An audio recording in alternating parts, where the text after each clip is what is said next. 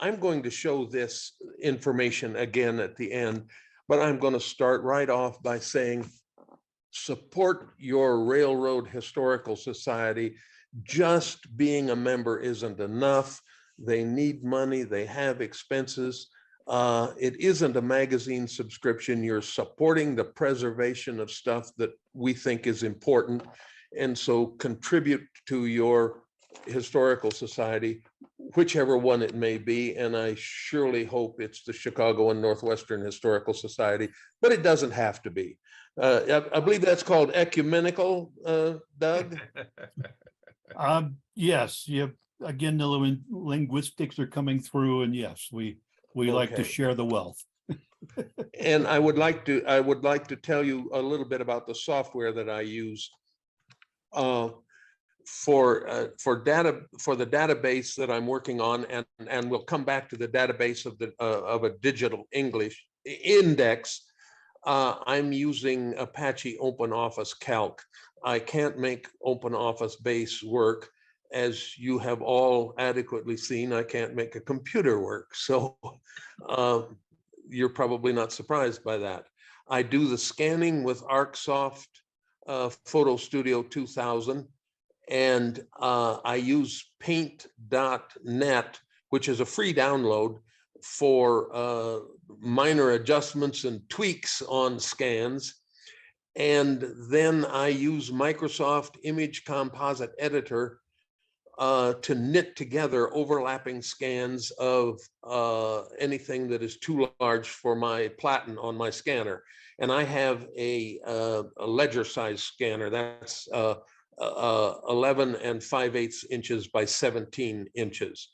And we'll see some of the scans that are. Why did CBS cover? I'm sorry?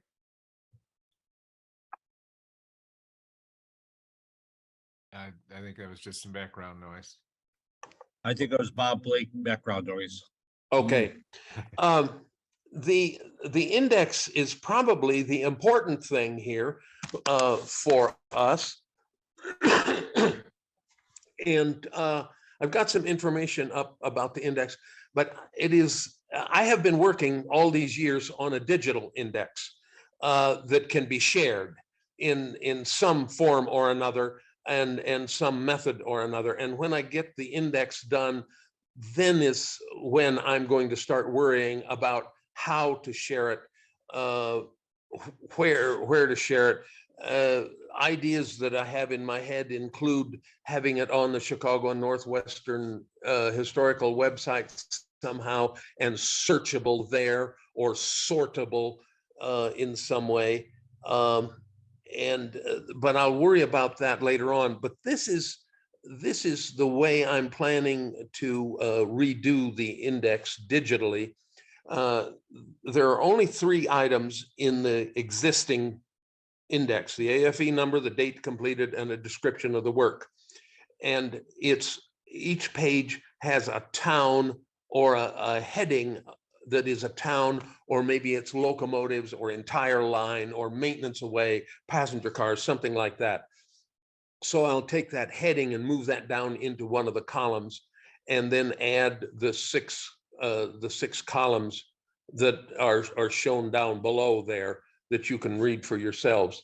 I really think in many respects, the digital index would suffice, and in many cases you wouldn't need to see the AFE itself at all. And in most cases, most of the AFE isn't going to help a modeler. But the AFEs could potentially be useful for genealogy to some extent.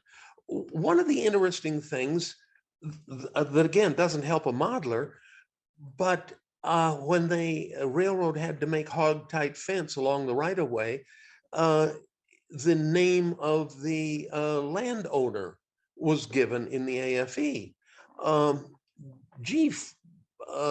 I would like to have that information, what piece of land my ancestors owned along the branch line that went out of Hampton. I know that it cut across a corner of my great-grandfather's farm.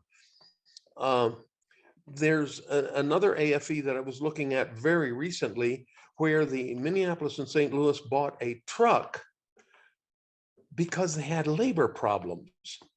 They, when the workers were put up in the camp cars away from town and couldn't go home at night in the late 1940s, they would quit. And so the M and St.L bought the truck so that they could go out from Abington, Illinois to the job site without wasting too much time. It was more efficient than using the section car on the railroad, and then go back at night. So it was a labor problem that was motivating the railroad to buy the truck. Hey, Gene? This, Gene, yes, on that truck deal, I know Yeah. they went to the Santa Fe one time asking them about their B&B, how it worked. I remember that one of them, that time they were asking them what was interesting, how they did their B&B departments. that's right. In that AFE, there was correspondence to a number of railroads inquiring about it. This is an example of the, this is the very first page of the index that goes up to the end of receivership in 1943, and this is Abbott, Iowa. And you can see most of the page is Iowa Central AFEs. And I've found AFEs as far back as 1894, not the AFE, but the listing of the AFE in the index. But this Gene, could is, you just define for us what an AFE is? That some folks may not know. well, that's an authorization for expenditure, and it was those capital expenditures that changed the value of the railroad. And I don't know, it tied in with the valuation that Doug talked about a couple of weeks ago. And I tried to learn more about it and have been so far unsuccessful, but I haven't given up. I'll come back to you later on that topic. And just to give you an example, there are AFEs anytime a city assessed the railroad to pave a street or put in sewers or lay a sidewalk. Now, how in the heck does that change the value of the railroad? I don't know, except for the obvious fact that if they were assessed, they paid out money. But beyond that, I don't get it. So It's a I legal have bribe. more to learn. Here's this is what you get when you look at the written index. You have to know the name of the town to find what you're looking for. Here's where I have the AFEs stored. These filing cabinets have been donated here locally, and the filing cabinets that you see, there's one more that has been added since the photo was taken. The filing cabinets that you see contain all of the AFEs from 1916 to 1933 that I have. There are a few missing ones. And here's, I'm starting to set up steel shelving to store boxes. I'm getting it straightened up, Roger. When you come in September, it'll be neat. I didn't mind how it was before. I knew where everything was at. Well,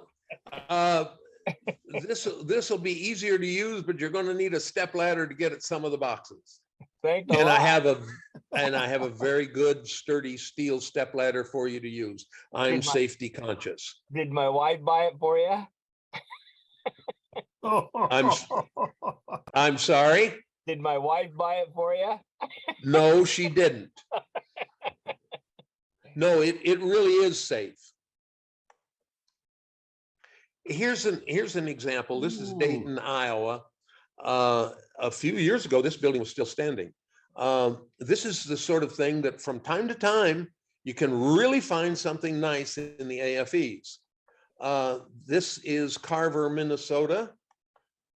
This is the same thing scanned by a local reprographics firm and turned into black and white instead of blue and white.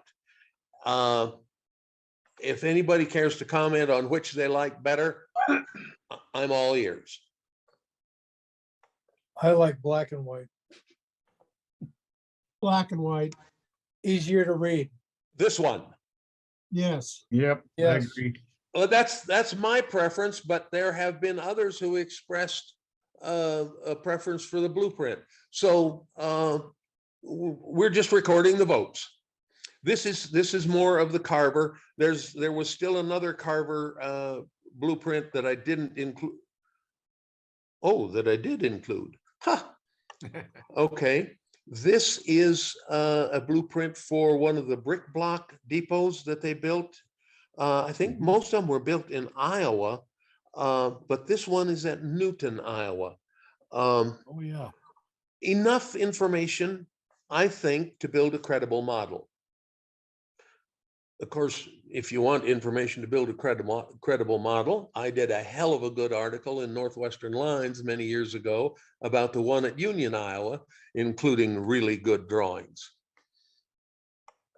And this is the brick depot at Hopkins, Minnesota. The print itself is from 1902.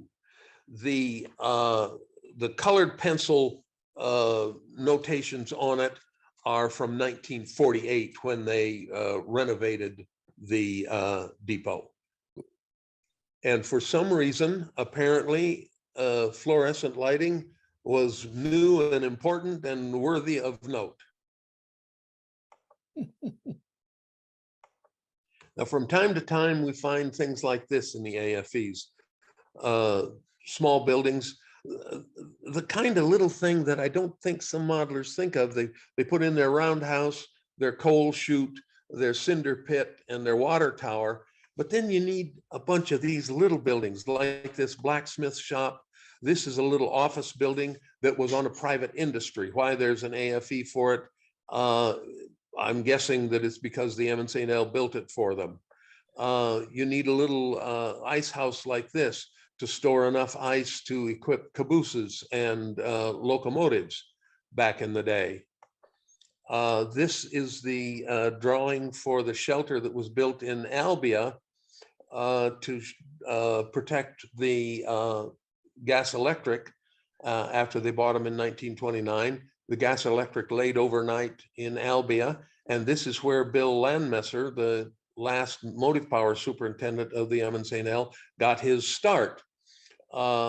He had tinkered with motorcycles, and when he hired on in Oskaloosa, they wanted somebody to go to Albia overnight and take care of this newfangled machine, and all of the steam guys didn't want to do it, so Bill Landmesser got started with internal combustion that way. This is a lean-to that was added onto the side of a roundhouse in Marshalltown, just to put up some offices, just little details. Mhm. This is the storehouse at Cedar Lake. Wow. Wow. It's probably a bigger building than most modelers would want to build. A model of the Cedar Lake shops would be an awful big railroad in and of itself, model railroad.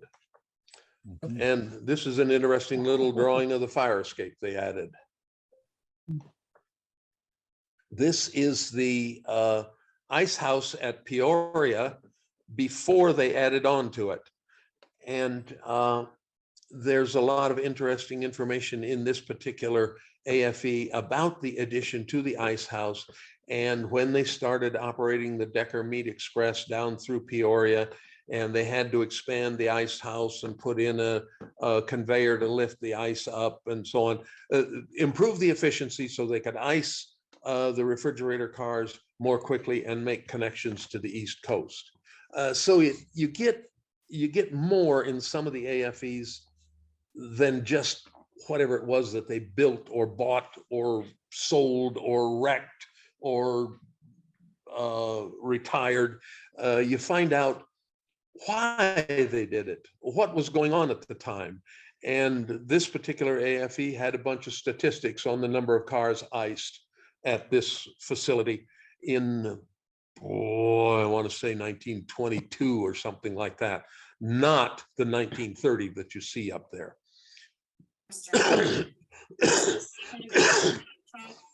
This is the roundhouse in Albert Lee, Minnesota.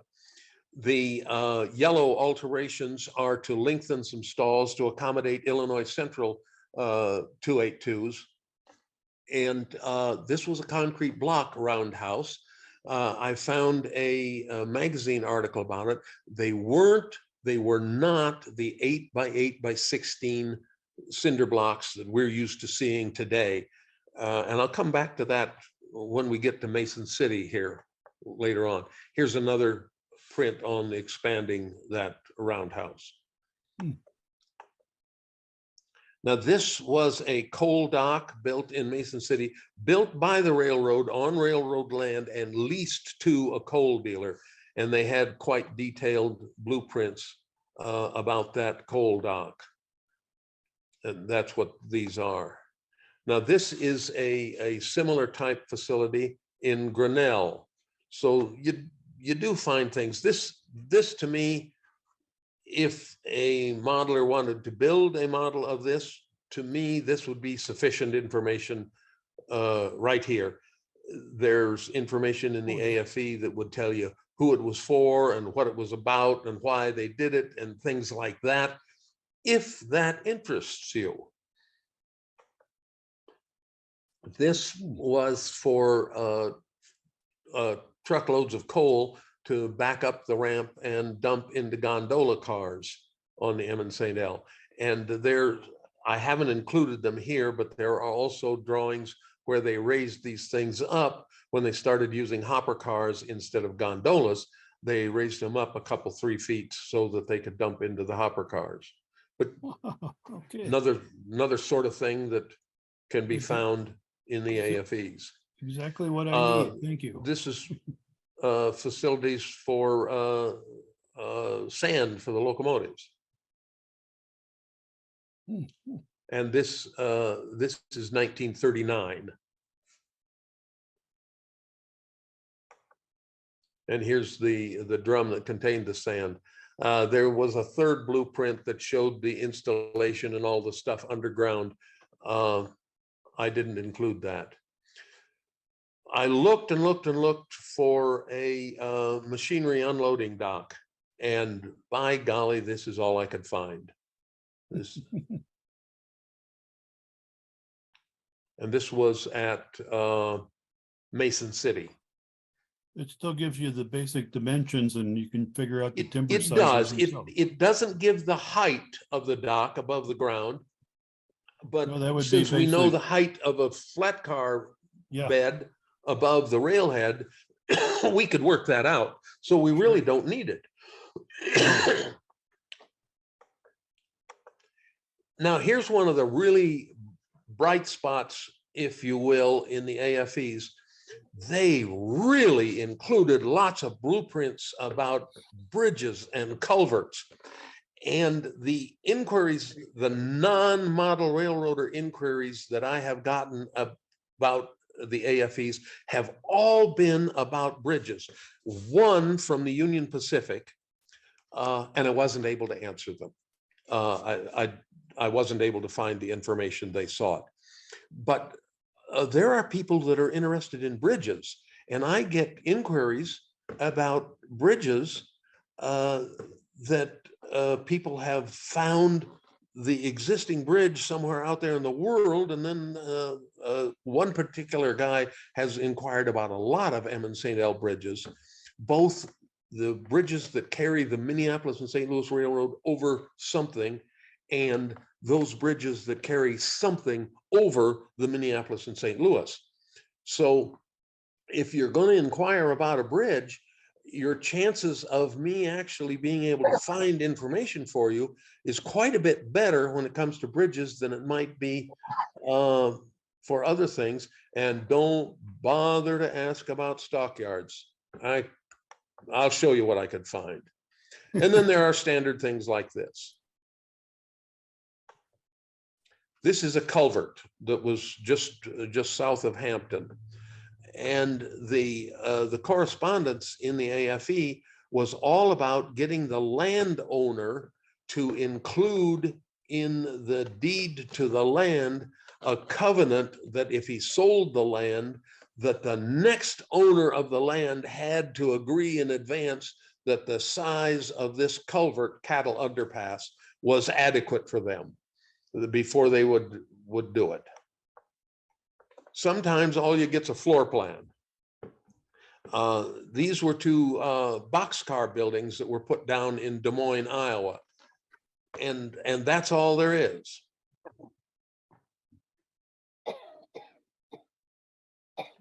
And this is a Fairfax, Minnesota depot. That's the only thing I've found on that depot. And this shows a proposed extension to the depot. Really, it gives you the length and width of the depot and nothing more. This is a building that the St.L apparently owned. It's interesting in that it's 23 feet wide at what is the left on your screen and 21 feet wide at what is the right on your screen.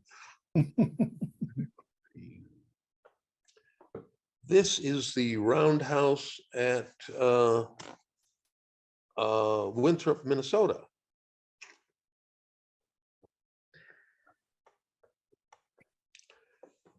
This was interesting to me, may not excite the rest of you. Precast concrete panels put down in a grade crossing in Des Moines in 1930. I didn't know that precast concrete grade crossing panels went back that far. The St.L used these warning signs in Minnesota. And when the law changed in Minnesota, the Minnesota Railroad and Warehouse Commission required them to use these signs instead.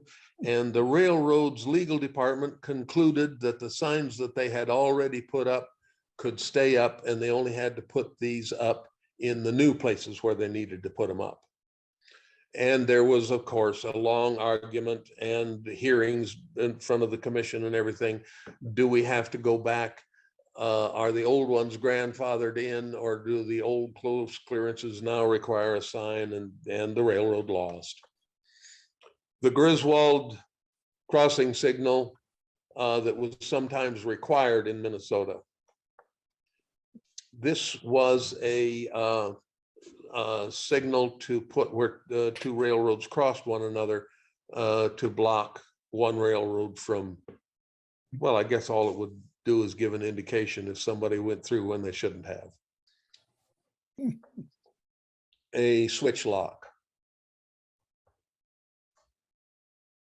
This is the St.L's Illinois standard crossing sign. And there's another version of it.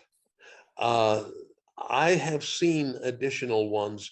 I'm not going to say now, but I'm pretty sure Minnesota and Iowa are both in there. I don't recall South Dakota. Here's another bright spot. If you want a map of a town, the chances are nearly 100% that I can provide it. Wow. Now, if you want to specify the date of the map, then maybe it won't work so well. But there, the one thing they would do is just cut out the little chunk of the map that showed wherever it was. And this was the land that was leased in Minnesota, in Mason City, to the coal dealer that used the coal dock that I showed the blueprints for. And this is Fairfax, Minnesota. This is Winthrop, Minnesota. This is Albert Lee, Minnesota.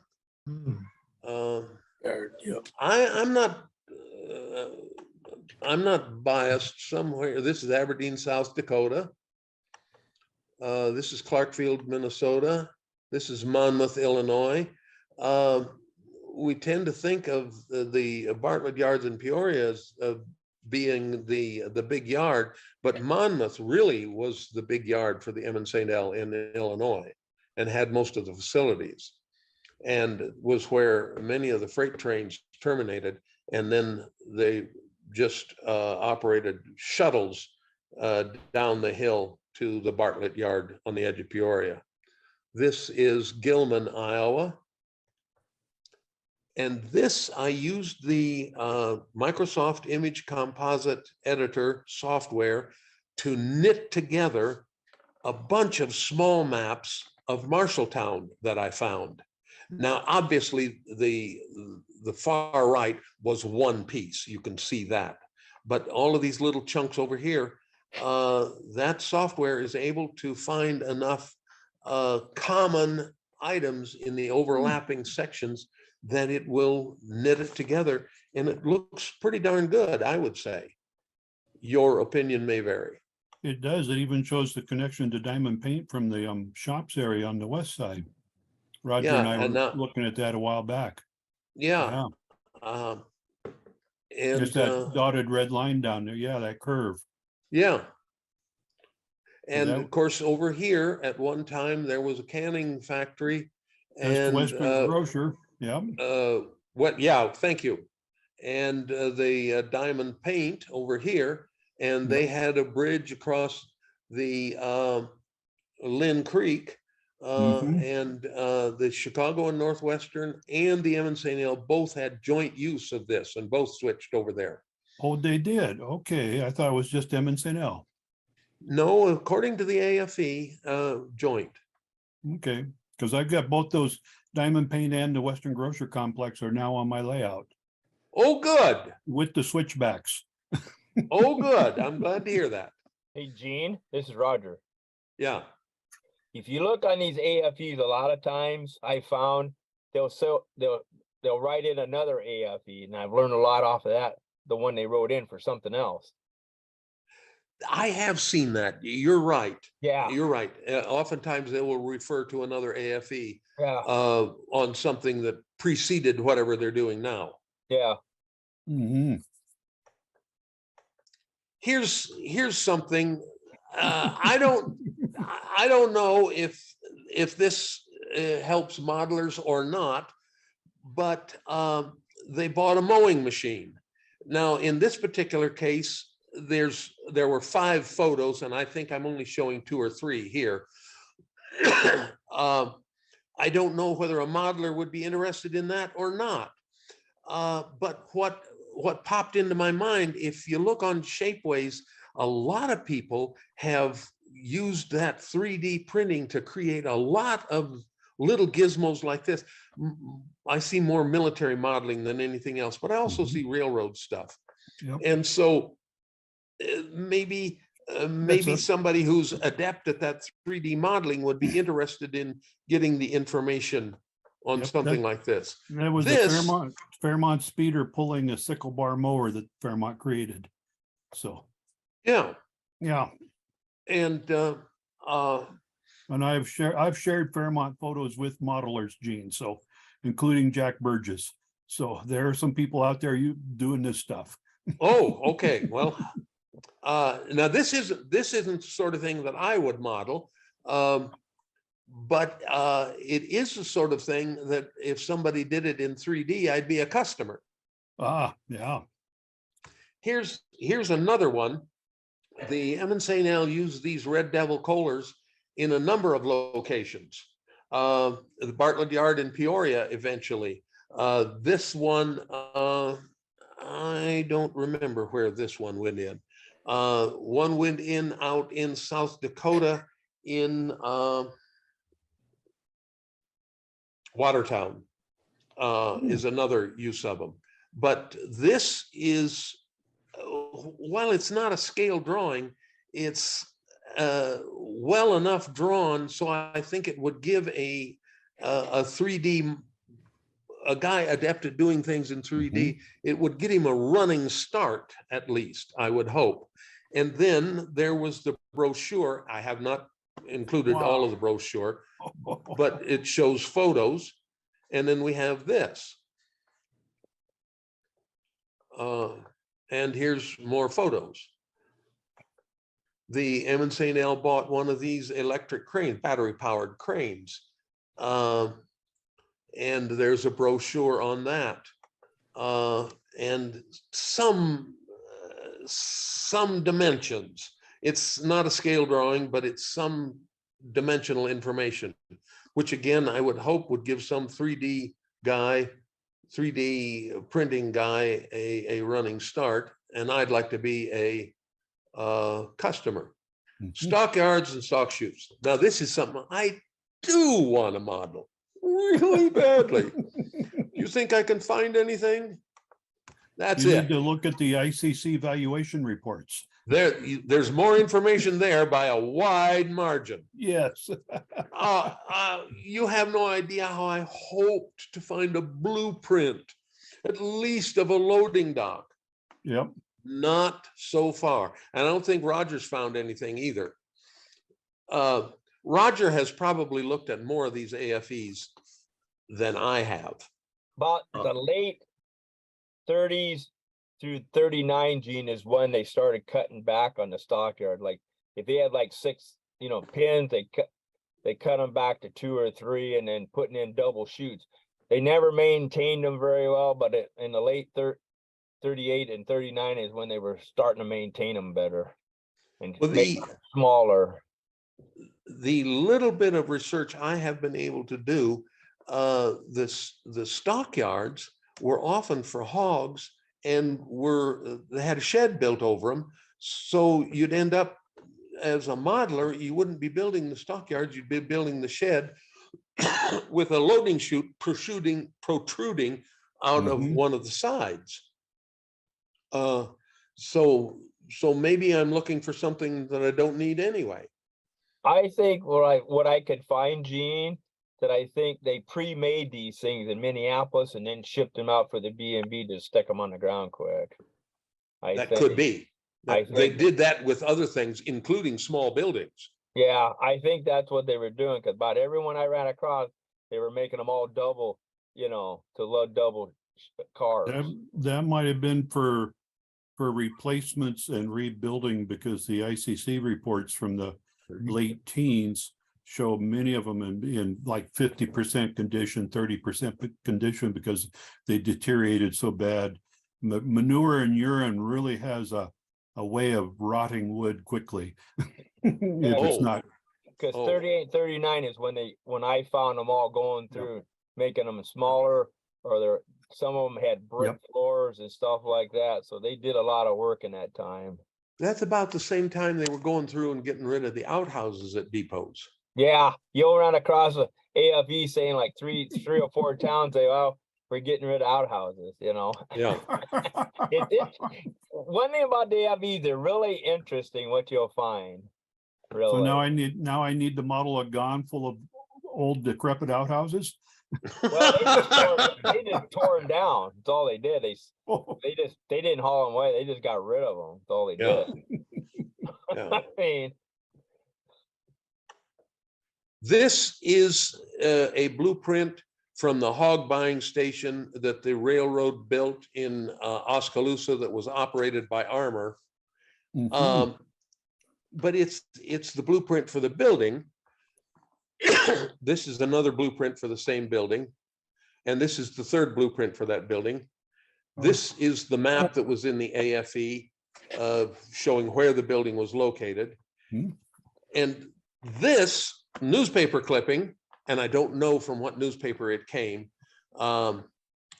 and this really gives us more information than anything else, but it's a huge building, and it would be a prominent model.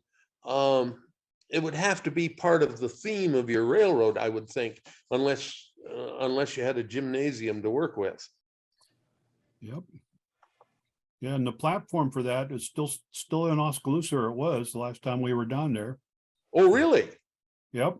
They've been building storage facilities on top of it, but the concrete platform is still there.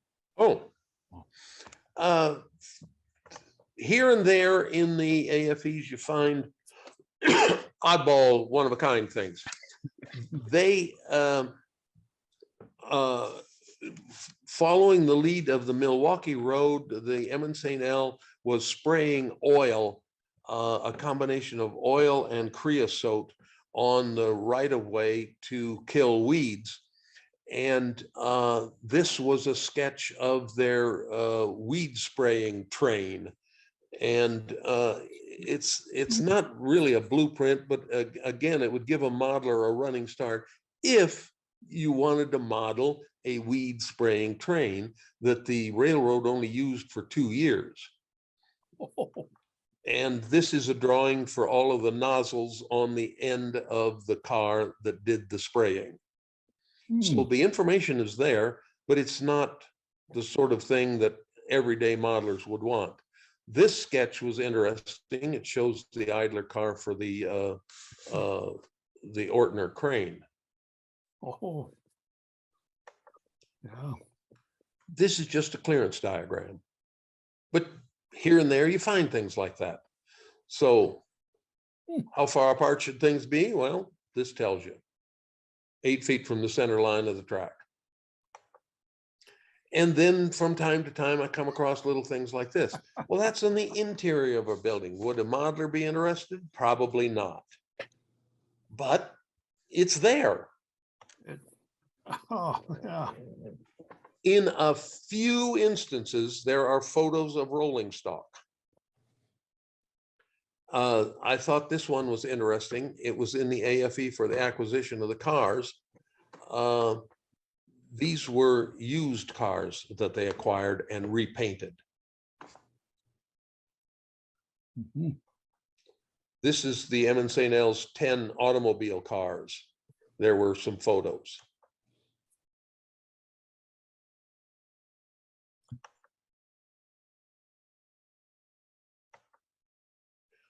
And the Bud Coach. This is at Cedar Lake. Frankly, I'm more interested in the buildings in the background than I am in the coach. But My wife lived above that yard. She rode in many of the locomotives in Cedar Lake when they were in operation. When they'd go down there and play, they'd give them rides in the locomotives. Oh, wow. those days are gone forever. Absolutely. Yes, and the people with memories like that are starting to fade too. So, Yes, I am. yeah.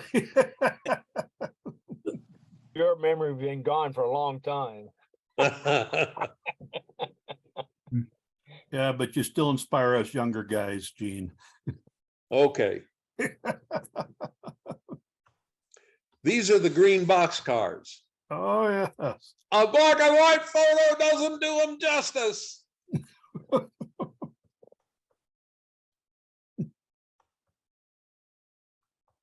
Are there AFEs that specify the green paint?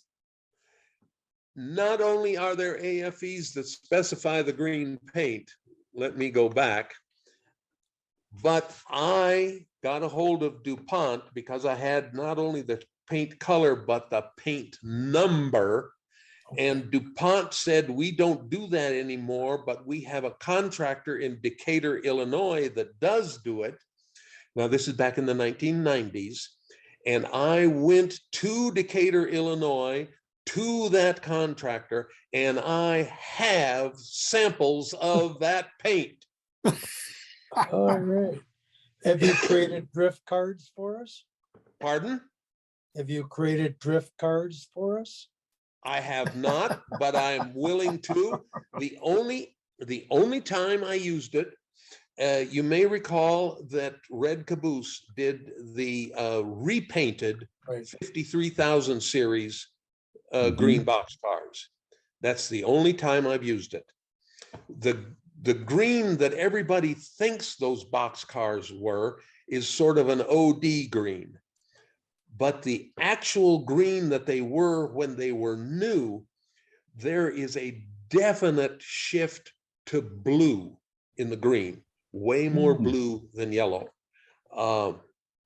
And I found one of the actual cars, went to a paint store, bought fine sandpaper, and just gently sanded on the car until I could get rid of the dirt and get down into the paint, get that dirty surface of the paint gone and get down into the layer of paint. And I photographed both the yellow and the green on an existing example. And I can confirm that the samples I got from Decatur match what I actually found. So if somebody wants, whoa, stop. If somebody wants the color, I can help. Good to know. If you know where your paint is that you had made, check it out because it's probably like a rock now. No, it's a rattle can and I rattle them every once in a while. Oh, good. Oh, okay. Oh, that's a dear possession. I'm not letting go of that. That cost me some real money. Yeah. That was not cheap, friends and neighbors. Mm. I paid for that and I'm taking care of it.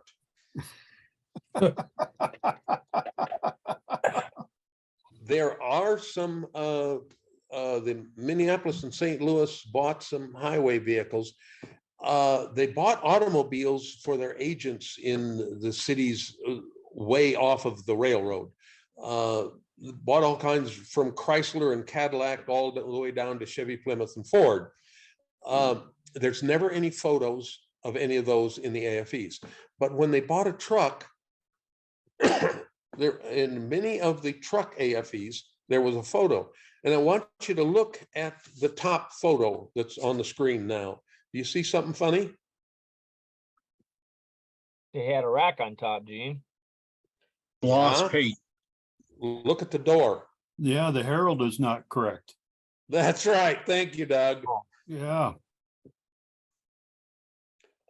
Did that get corrected or not? I don't know.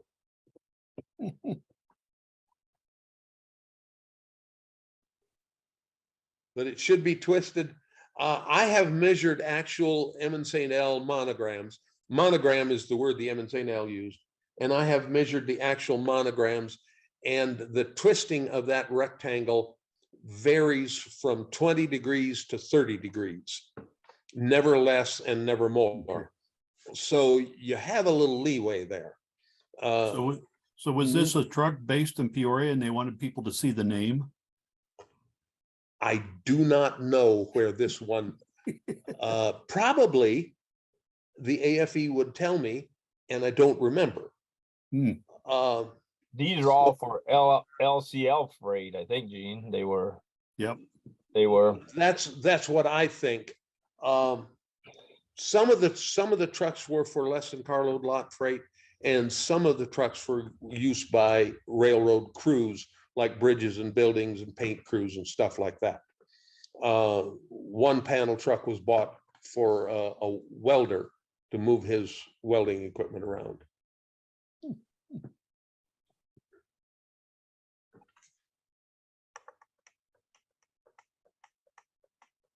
Notice that the Herald is wrong on this one also, Yeah. the monogram. But you see it on the refrigerator car back there where it's twisted. Yeah, Yeah, they're not that far from the correct example. that's right.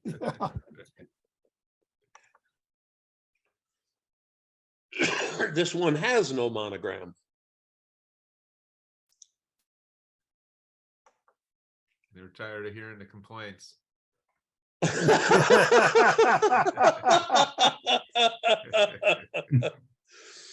why you have I've got to zoom in on this. Somebody went to a lot of trouble with this drawing. This was the truck I was talking about earlier to solve labor problems in Abingdon. And somebody went to the trouble of putting that 3-color Herald on this pencil drawing. Wow. But the truck, this is a custom-built cab.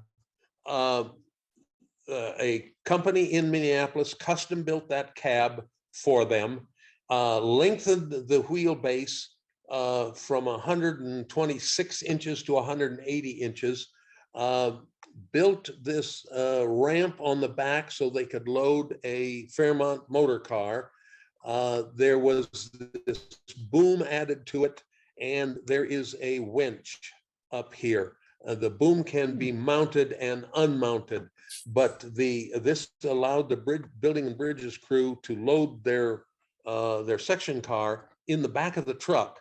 And this was a 7-man cab here, 3 in front, 4 in the back, 7-man cab, and then they could drive to their job site or near their job site. But this, I like truck models, and I drool a little bit when I look at this. And there's the actual truck. Oh, I have not seen that photo before. Thank you. Wow.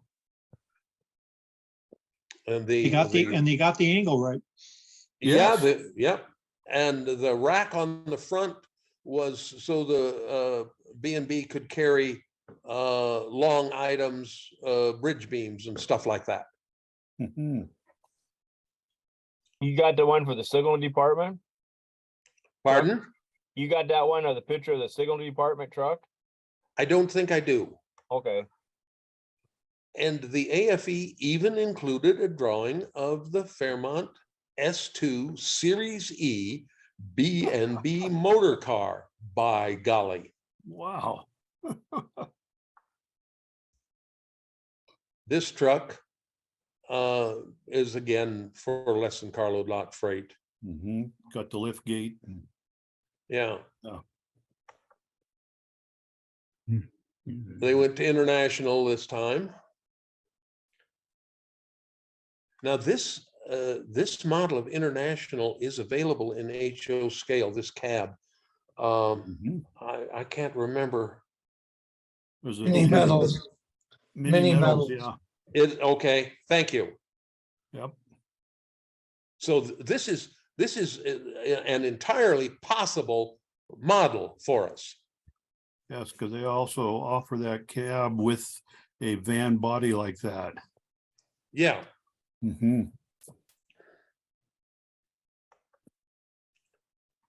Is this when I tell And- you guys you're all wet on that? That's not the right, the international that Mini Metals makes isn't like that one. I'm sorry. A truck guy just spoke up about the trucks. Oh, Just dead wrong about the whole thing. Forget. Dead forget what wrong was said. all the way, huh, Ron? That's Okay. not- It's an international, you got that part right, but an R190 is not what that thing is. That's a lesser model, like a 160 or 170. So the front grille is completely different. The only thing, the cab's the same, but the front hood and front grille and everything's different. Can I'm you zoom sorry. in? Can you zoom in, Gene, and see what if the model designation's underneath the word international by the mirror there? No, not close enough to tell us for sure, is it? I don't think that's legible. No. 130. Well, that's a good guess, yeah. Well, Yeah. I appreciate the information. Now, one of the things that I do in situations like this, and I have literally done that one time. I have a Varney truck, if you remember those from way back when Christ was a corporal. I built a van body for it, and when I used it on my layout, it was positioned so that you could only see the rear of the truck. That's the way to do it. Got one like But that. Mont, I appreciate the information. Thank you very much. And this is after the 1956 change in management. The different monogram. Yep. Stencil diagrams do exist. I have some in my collection.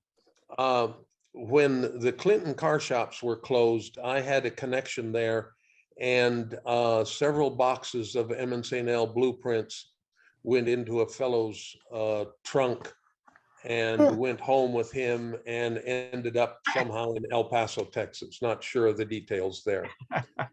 But this stencil diagram was in one of the AFEs. And this stencil diagram was in the AFE for the automobile cars. This stencil diagram I blundered across almost exactly at the same time I found out that Rapido is doing this locomotive in HO scale. Yes, And- and we have already forwarded it to Rapido. And Bill Snyder has responded, perhaps in the second run, we might see this. And we have to badger him into doing D742. As I think most of you folks know, the M and St.L early on numbered their diesels for the month and year approximately when they were put into service. And D742 was actually put in service in September of 1942, but it was ordered earlier, and the two of them were D742 and D842. And I am 742. I was born in July 1942. I gotta have that.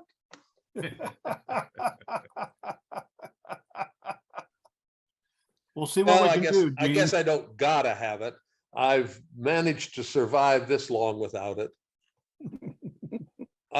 Here's an example of the M and St.L's monogram with color information, you'll notice. Mhm.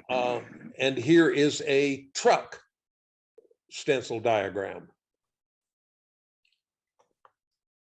And Can you here's go back, the can you go back to that diagram, Gene? I certainly can. Do you need One me to more, zoom in right? on something? No, one more back, wasn't it? That one. I got it. You're good. Okay. And this is the end. And this is the end of our hour. I have some information here. If somebody wants something from the AFEs, there's a number of ways that I can get it to you. But the most important thing is to use this email address and include M and St.L AFEs in the subject line so that you don't get ignored.